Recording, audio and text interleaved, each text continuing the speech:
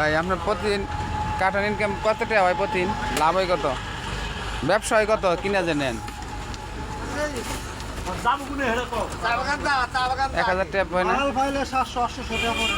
সারাদিনে?